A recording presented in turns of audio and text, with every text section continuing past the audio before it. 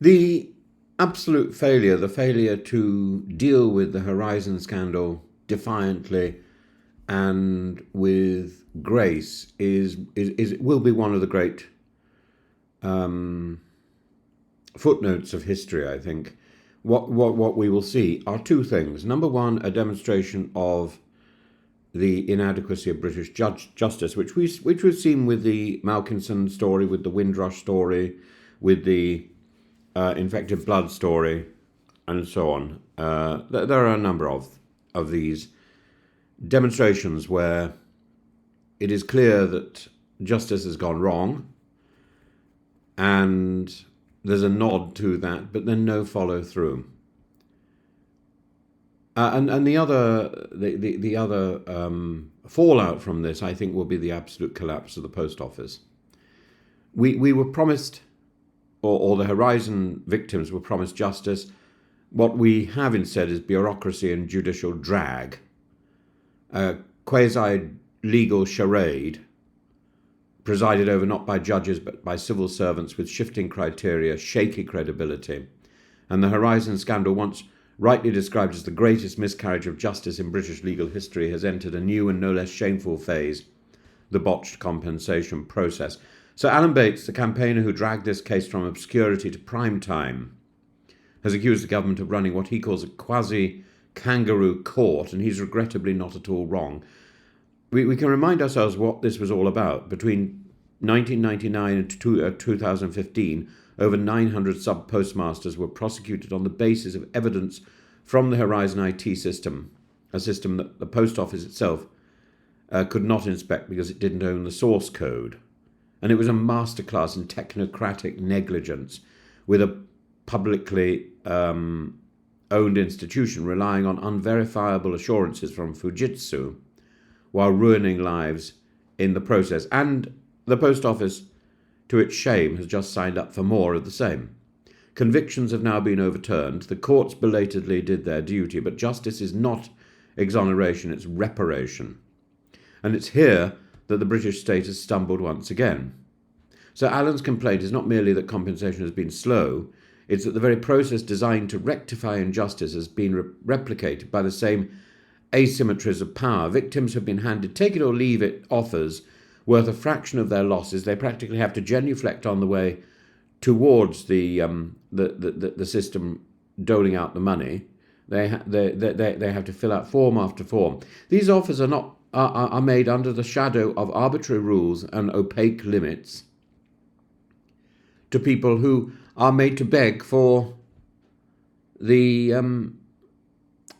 compensation. Legalistic logic is used to exclude claims, despite earlier promises that the process would be non-legalistic. This isn't redress, this is re-victimization with a ribbon on it. We need to consider the structure of this. The Department of Business and Trade acts as both funder and gatekeeper. Claims are assessed, then reassessed, then are often reduced, and if you object, there's a review panel which, in the case of Christopher Head, actually lowered his compensation further from 35% of his claim to 23%. Worse still, to appeal that decision to a final arbiter, Sir Ross Cranston, you must go through the same panel a second time, and the second ruling is binding. You risk losing your original offer altogether. This is less Kafkaesque than Orwellian. Or rather, I think it's much closer to the vision in the film Brazil, where a squashed fly can change the route of a life. At the heart of this institutional malaise, lies another scandal: the government's decades-long Faustian pact with Fujitsu. And the post office paid more than $600 million to keep using the Horizon system after it acknowledged its flaws. Why? Because it didn't own the software's intellectual property. Fujitsu did. And the terms of that original 1999 deal were flagged as problematic to Tony Blair and to Gordon Brown, who either ignored the warnings or allowed themselves to be steamrolled by technocratic inertia.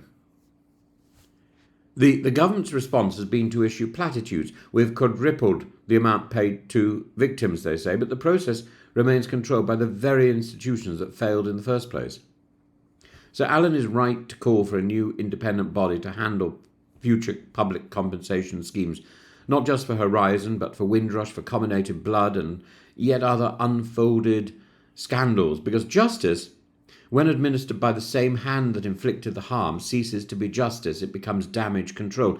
If you make a complaint about the National Health Service, which legally, under the contract that a health service worker signs, they are obliged to be a whistleblower if they see something wrong. If they act on this and do this, their life is ruined in an instant. Their job is lost, and the system which opposes them, which silences them, is the same system then that judges them and puts out press releases or marks their record so that any future job is almost impossible to get, let alone compensation.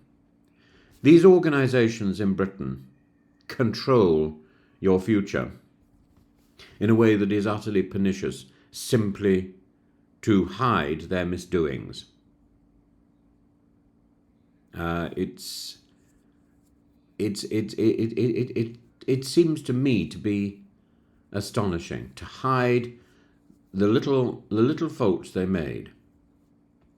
Much bigger efforts are taken by the entire system, which victimizes the victims again.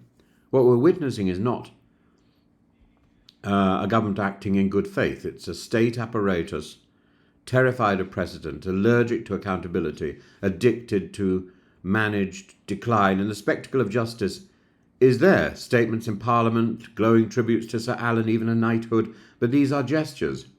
What matters is action, and action remains elusive, buried in committees, panels, clauses, and silence.